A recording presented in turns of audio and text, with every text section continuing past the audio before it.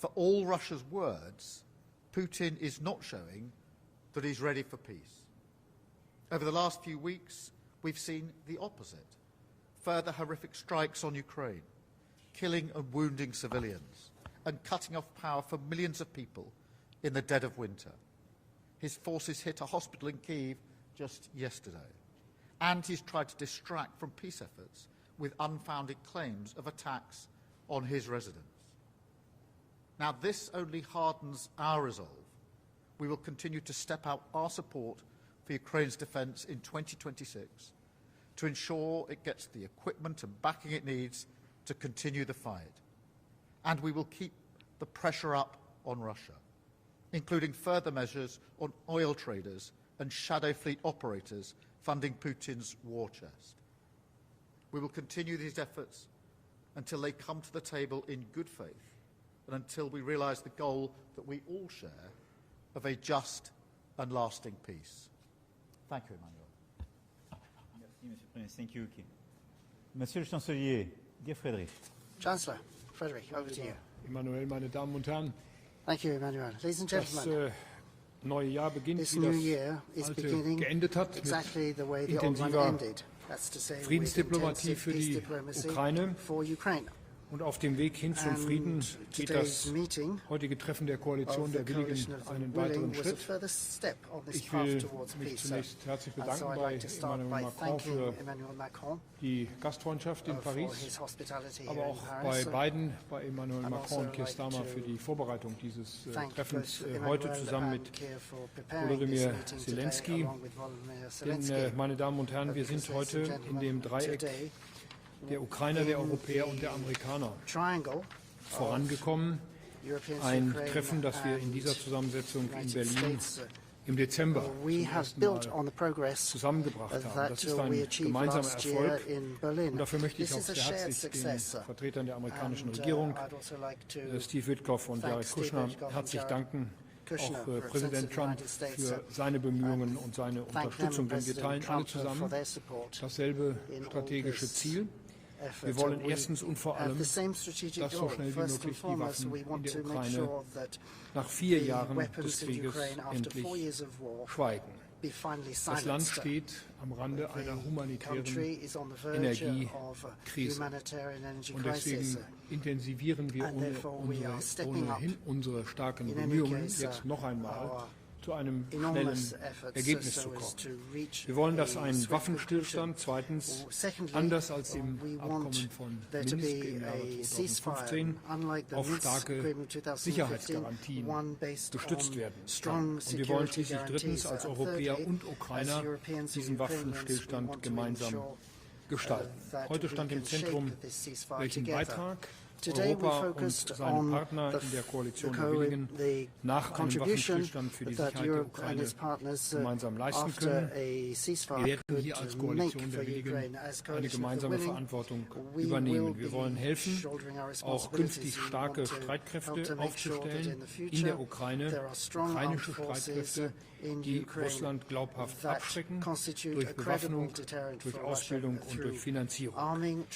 Wir werden uns am Monitoring eines Waffenstillstands beteiligen und wir werden auf Land, zur See und in der Luft zur Stärkung der Ukraine beitragen. Wir sind uns mit unseren Partnern in Washington einig, dass dafür Bedingungen erfüllt sein müssen. Es braucht erstens starke, rechtlich bindende Sicherheitsgarantien von uns allen, auch der USA, und einen starken amerikanischen Backstop zur Absicherung des europäischen Engagements. Ich bin sehr dankbar, dass die USA nicht erst seit heute dazu bereit sind. Der Waffenstillstand muss zweitens mit der russischen Seite so gestaltet sein, dass die Koalition der Willigen auch tätig werden kann. Wir arbeiten genau auf dieses Ziel hin. Und schließlich drittens muss selbstverständlich jeder Partner der Koalition nach seinen innerstaatlichen Verfahren zu gegebener Zeit beschließen, welchen Beitrag er leistet. Deutschland wird sich weiter politisch, finanziell und auch militärisch einbringen. Dazu kann zum Beispiel gehören, dass wir nach einem Waffenstillstand Kräfte für die Ukraine auf benachbartem NATO-Gebiet einmelden. Ich will hier an dieser Stelle sagen, über Art und Umfang eines deutschen Beitrages müssen und werden Bundesregierung und Deutscher Bundestag entscheiden, sobald die genannten Bedingungen geklärt sind. Ich will für mich sagen und auch für die Bundesregierung, wir schließen dabei grundsätzlich nichts aus. Deutschland ist schon heute im 4. Jahr des Krieges stärkster Unterstützer der Ukraine. Es wird auch nach einem Waffenstillstand eine deutsche Verantwortung für die Sicherheit der Ukraine und damit für die gemeinsame europäische Sicherheit geben. Wir haben heute darüber beraten, wie wir nach einem Waffenstillstand den Wiederaufbau der Ukraine befördern können. An einem entsprechenden Paket arbeiten wir im Kreis der europäischen Partner, eng abgestimmt mit den USA. Die EU-Kommissionspräsidentin hat heute auch Details dargelegt, wie die Kommission an einem solchen Paket arbeitet. Denn der Wiederaufbau ist untrennbar, verbunden mit den Sicherheitsgarantien. Wirtschaftliche Stärke wird ein unverzichtbarer Garant dafür sein, dass die Ukraine Russland auch in Zukunft glaubwürdig abschreckt. Lieber Volodymyr, ich will es offen sagen, hieraus ergeben sich auch Erwartungen an die Ukraine. Dazu gehört, und das weißt du, darüber haben wir Brüssel gesprochen, die Ukraine muss sicherstellen, dass sich ihre jungen Männer dann auch in den Dienst einer sicheren und wirtschaftlich gesunden Ukraine stellen, statt nach Deutschland, nach Polen, nach Frankreich auszureisen, so wie wir es erleben. Das ist ein Thema, das wir beide in Brüssel auch schon erörtert haben. Ich denke, das ist eine Erwartung, die auch die Ukraine erfüllen kann und sollte. Meine Damen und Herren, wir können heute nicht sagen, ob wir die Waffen in der Ukraine in 6 Wochen oder in 6 Monaten zum Schweigen bringen, aber für diesen Frieden arbeiten wir unermüdlich. Wir werden dabei sicherlich auch Kompromisse machen müssen. Wir werden dem Ideal eines gerechten Friedens nur nahe kommen, so wie wir uns das vorstellen. Aus heutiger Sicht, wir werden keine Lösungen aus dem diplomatischen Lehrbuch schaffen, aber unter den gegebenen geopolitischen Umständen erfordert es große Anstrengungen von uns, auch in den nächsten Tagen, Wochen, vielleicht Monaten. Wir werden das mit Hartnäckigkeit, mit Realismus und mit Weitblick das Beste versuchen zu erreichen, nämlich einen stabilen Waffenstillstand, starke Sicherheitsgarantien und einen Frieden in Europa, der Ukraine und Europäer miteinander eng verbindet und den wir auch gemeinsam gestalten. Noch einmal Dank für das gute Treffen heute. Es hat sich gelohnt, dass wir in so großer Zahl, übrigens nie zuvor in Präsenz, in dieser Koalition der Willigen, nie zuvor in Präsenz, in so großer Zahl, heute hier in Paris zusammen gewesen sind. Und das gibt das klare Zeichen an Russland, stoppt diesen Krieg. Es macht keinen Sinn, ihn fortzusetzen. Wir sind bereit, als Koalition der Willigen mit der Ukraine, mit den USA zusammen einen Weg aufzuzeigen, wie endlich Frieden herrschen kann in Europa und in diesem Fall ganz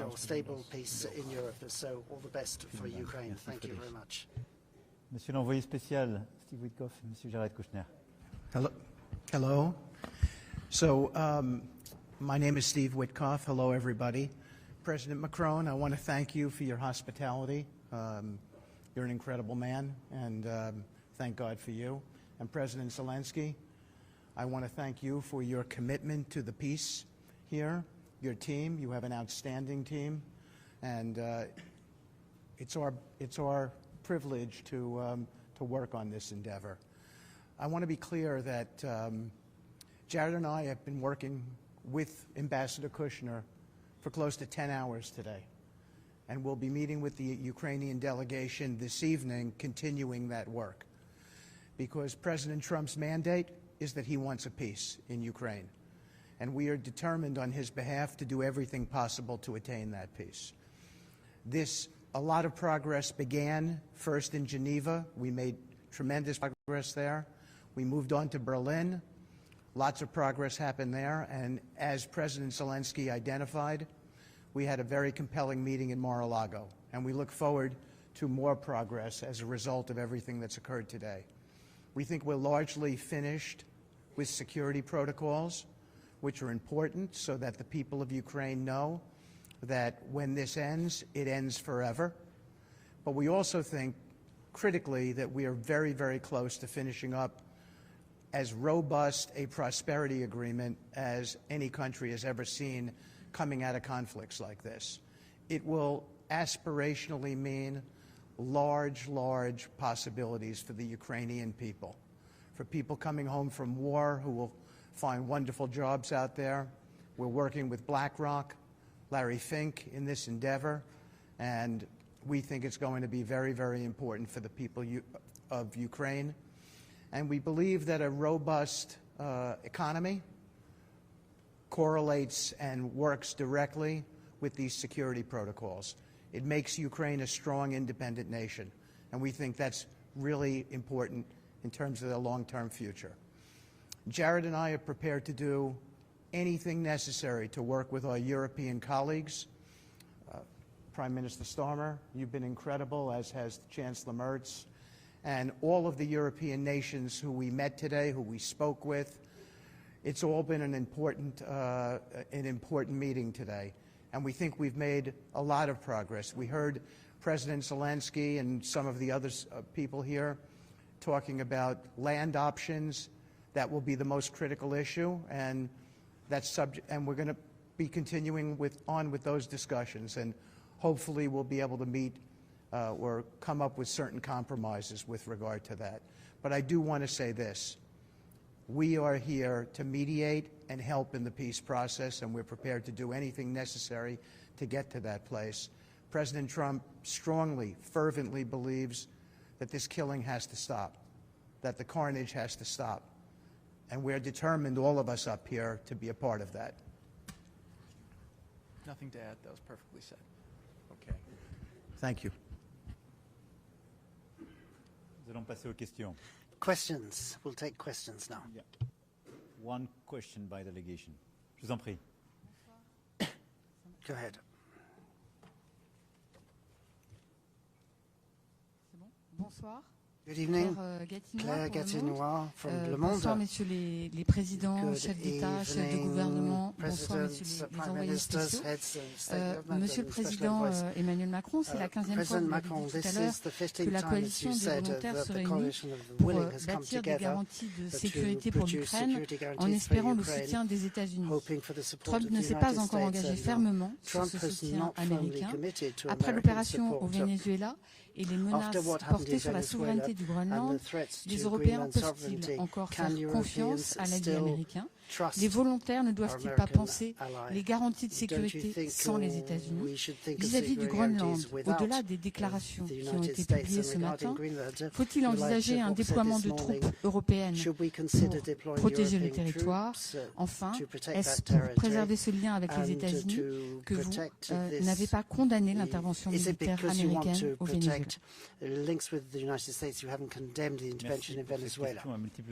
Thank you. That multiple question. D'abord, sur la question du Venezuela, qui me semble étrangère à la question qui nous réunit aujourd'hui, la diplomatie a une voix et la diplomatie française s'est exprimée par les canaux qui conviennent. Et il faut la voir comme un tout. Et je crois avoir été, la diplomatie française avec moi, très claire sur le sujet. Sur la question qui nous occupe, la présence aujourd'hui des envoyés spéciaux du président Trump, les engagements du président Trump lui-même, en particulier ce qu'il a pu dire lors du rendez-vous qui s'est tenu à Mar-a-Lago en fin d'année dernière avec le président Zelensky, disent au contraire l'engagement des États-Unis d'Amérique pour bâtir la paix et prendre leurs responsabilités. Cette coalition des volontaires marque une étape nouvelle qui me semble correspondre à ce que nous défendons et qui, d'ailleurs, est conforme aux souhaits américains. Ce que la France défend depuis plusieurs années, c'est une Europe plus indépendante et c'est une plus grande autonomie stratégique. C'est-à-dire une Europe qui s'occupe de sa sécurité, davantage, en respectant le cadre otanien, mais qui prend davantage sa part. Ce que le président Trump a constamment dit, dans son premier mandat comme dans celui-ci, c'est que les Européens doivent prendre plus de la part du fardeau. C'est ce qu'il nous demande de faire. C'est cohérent. Et donc tout le travail qui a été fait ces derniers mois, à travers la coalition des volontaires, c'est d'avoir les Européens, mais je veux aussi souligner la présence dans la coalition des volontaires du Canada, de la Nouvelle-Zélande, de l'Australie, de plusieurs autres pays, du Japon. En particulier, le Premier ministre canadien était avec nous aujourd'hui, ce qui est un signal très fort, et est engagé dans ces garanties de sécurité. Donc cette coalition des volontaires, Elle est, si je puis dire, le cœur battant de ce soutien à l'Ukraine pour les garanties de sécurité. Elle dit le jour d'après la paix, voilà comment nous nous mettons en situation d'apporter à l'Ukraine ces différentes composantes, et en particulier un format d'armée ukrainienne qui dissuadera toute nouvelle agression, des forces multinationales de réassurance et des règles d'engagement. Dans ce contexte-là, le soutien et la participation américaine sont très importants pour beaucoup de pays. Elles sont très importantes pour beaucoup de pays qui sont membres de l'OTAN. Elles sont très importantes parce que les capacités américaines, parfois une exclusivité sur certaines composantes de ces garanties de sécurité qui les rendent clés. Ces dernières semaines ont marqué un changement, puisqu'il y a eu un engagement américain. Ça a été dit par le chancelier Merz dans le rendez-vous à Berlin, a permis d'acter déjà une étape et un mouvement. Ensuite, Secure, et donc le général américain en charge des forces justement américaines en Europe, mais également les coordonnants au titre de la participation américaine dans l'OTAN étaient présents avec nous et a participé à la planification.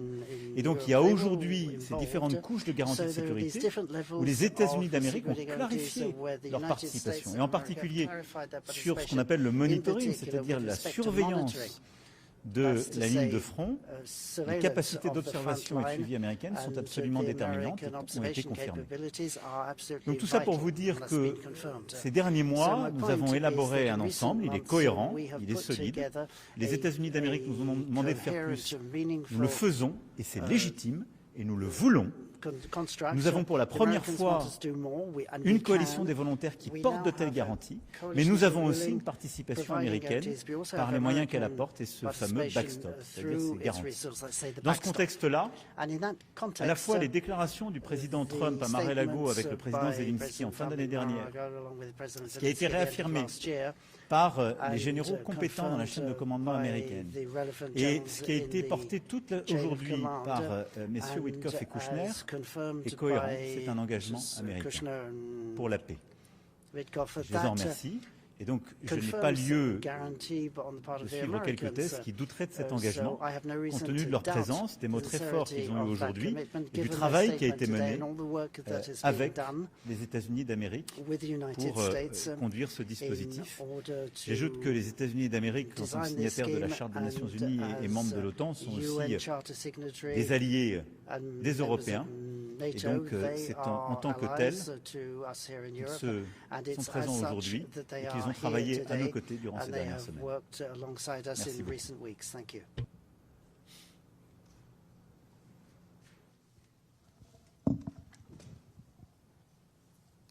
Hello to everyone. Oksana Tkachenko, Ukrainian channel 1+1. I have a few questions.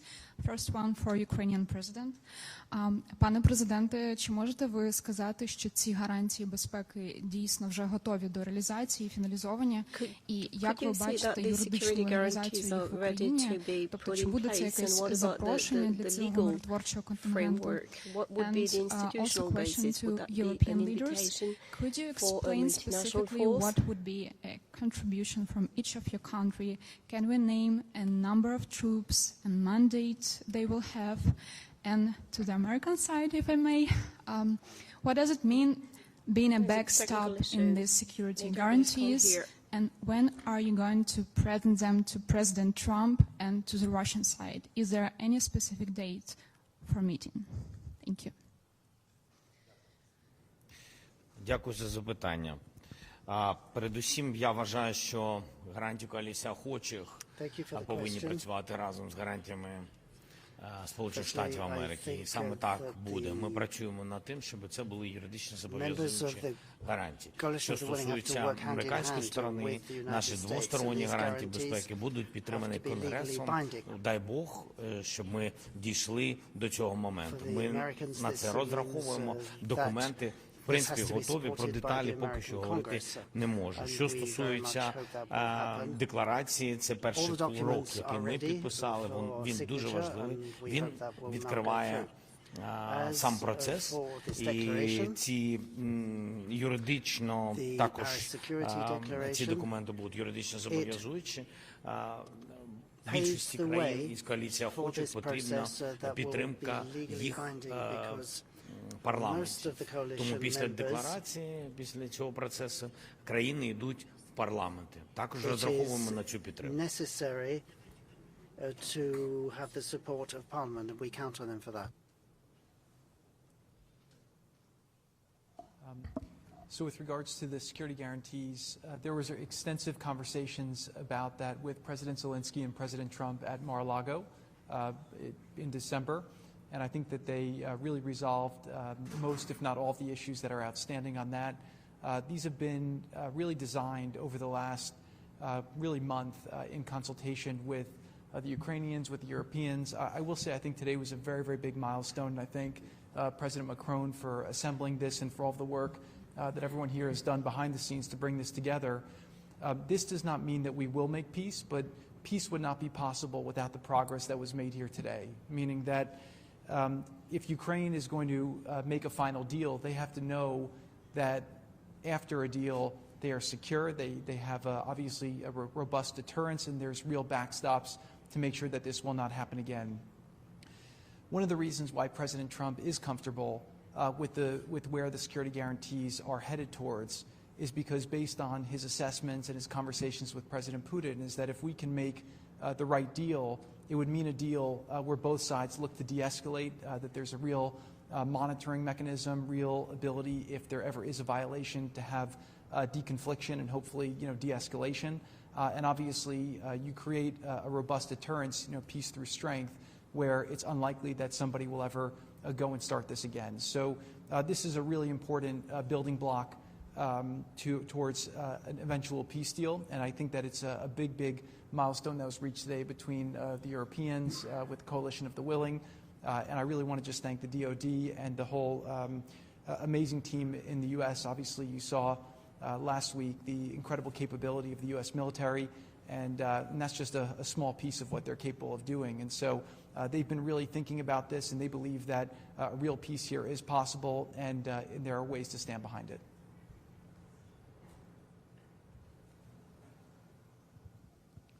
James Mates, ITV News from London. Mr. Starmer, Prime Minister, today's commitments by the United States are already being called a game changer, and I know there's a reluctance to talk about Greenland today, but what value do these commitments have on the very day that at the highest levels of government in Washington they are talking about seizing the sovereign territory of a fellow NATO member?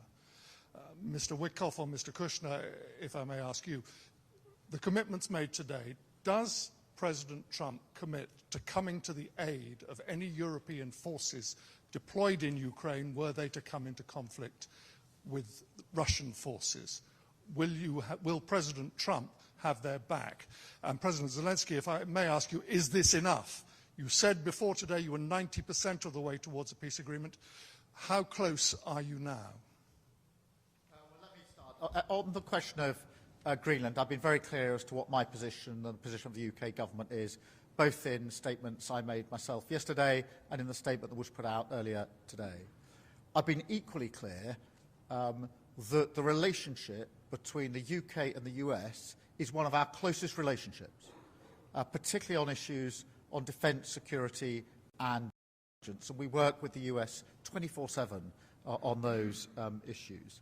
So far as today is concerned, the Coalition of the Willing was set up just under a year ago now, with the aim to bring about just and lasting peace, and we knew that that would require security guarantees. We worked on military plans, which were prepared over the early months of the year. To a point of several months ago, we were able to set them out with clarity. Today, we've made real progress on the political commitment, declarations, and commitments that have been made today. The biggest meeting of the Coalition of the Willing in terms of the number of leaders here, and the first meeting of the Coalition where we've been sat together with our American colleagues around the same table, hammering out these issues. So this is the political declaration that goes with it.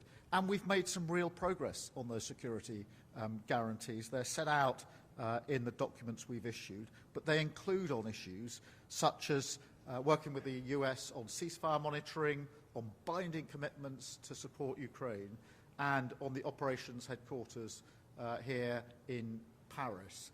And as Jared said a moment ago, and I thank Steve and Jared for all the work they've done in recent weeks, particularly on the security guarantees, and for being here today at our meeting. But peace is only possible because of the progress that we're making in these meetings of the Coalition of the Willing and that we've made here today. And I'm really pleased that nearly a year after we have begun this work with the Coalition of the Willing, that we've got this far now with security guarantees. Of course, nobody is saying that is job done. Of course, there's more work always to be done, but we've made some real progress today, and that is a good thing for Ukraine, it's a good thing for Europe, it's a good thing for the United Kingdom, because, of course, this is about our security, our defence, our freedoms, and the impact that it's already had over 4 long years on Ukraine, on Europe, and back in the United Kingdom.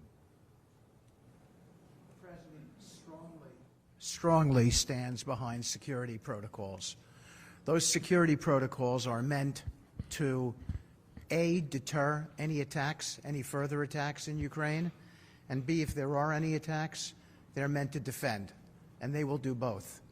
They are as strong as anyone has ever seen. Everyone on this panel, on this stage up here, has acknowledged that, as has almost all of the countries that sat at the table with us today. The President does not back down from his commitments. He is strong for the country of Ukraine and for a peace deal, and we will be there for the Ukrainians in helping them to get to that final peace, and we're confident we will get there. You want to say something, Jared? Perfect. Thank you very much for your information. First of all, we have declaration, and I think this is a huge step forward, because 1 year ago we couldn't even, think about it, and now we have this step. Yes, of course, not enough, not still enough. We will have document which will be supported, I hope, I'm sure, between us, will be supported by European parliaments, and that will be enough. Then we have really very good dialogue with American side. Thanks again, Steve and Jared. So we really have good steps forward. Yes, 90%, but we are each day a little bit closer. It's still not enough to have a peace, because enough when the war will finish, will end in Ukraine, we still have losses. So it's still not enough. Thank you very much. Bonsoir, guten Abend, Bundeskanzler Merz, Michaela Wiegel, Frankfurter Allgemeine Zeitung. Hier ist von vielen wichtigen Etappen die Rede. Eine wichtige Etappe ist vielleicht auch, dass Deutschland bereit ist, militärisch sich an der Koalition der Willigen zu beteiligen. Herr Bundeskanzler, reicht es, im benachbarten NATO-Gebiet Soldaten zu stationieren? Können Sie etwas mehr sagen, auch was die Erwartungen, die an Sie herangetragen worden sind? Sie haben es schon erwähnt, Deutschland ist der wichtigste Unterstützer. Müssen wir militärisch uns stärker beteiligen? Frau Wiegel, vielen Dank für die Frage. Wir haben das sehr ausführlich miteinander diskutiert. Ich habe für die Bundesregierung erklärt, dass wir selbstverständlich bereit sind, auch an den Sicherheitsgarantien teilzunehmen. In welcher Form wir das machen können, ist zurzeit offen, weil das gesamte Paket der Sicherheitsgarantien noch nicht abschließend besprochen worden ist. Es gibt jetzt erste sehr konkrete Vorschläge. Wenn Deutschland sich daran beteiligt, dann bedarf dies zunächst eines Beschlusses der Bundesregierung und anschließend einer Bestätigung des Deutschen Bundestags. Ich werde der Bundesregierung und gegebenenfalls dem Deutschen Bundestag auch erst dann Vorschläge unterbreiten, wenn es hier zu einem Waffenstillstand gekommen ist. Und wenn wir in der Koalition der Willigen zu einer entsprechenden gemeinsamen Vorgehensweise Vereinbarung getroffen haben. Wir sind auf dem Weg dorthin. Aber ich habe in der Runde heute Nachmittag auch noch einmal deutlich gemacht, es kann auch richtig sein, beides zu tun.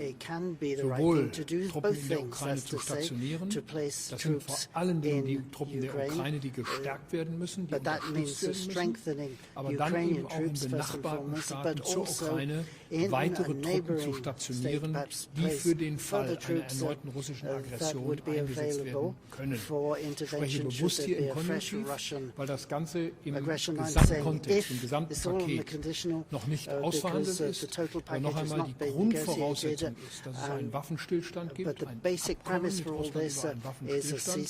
Und dieser Waffenstillstand, der muss dann abgesichert werden durch entsprechende militärische Unterstützung der Ukraine. Und ich will es hier auch noch einmal betonen, es ist nicht nur eine militärische Unterstützung der Ukraine, es ist eine militärische Unterstützung des Friedens und der Freiheit in ganz Europa. Und deswegen engagieren wir uns hier auch. Es geht nicht allein um die territoriale Integrität der Ukraine. Es geht um die dauerhafte Aufrechterhaltung der politischen Friedensordnung und Freiheitsordnung in ganz Europa. Und die haben wir immer verteidigt. Und da ist Abschreckung das Stichwort der letzten 70 Jahre. Und das wird es nach meiner festen Überzeugung auch für die nächsten Jahre und Jahrzehnte bleiben. Cette conférence de presse est maintenant terminée. That's the end of the press conference. Thank you all very much and good night. And Happy New Year once again to you all.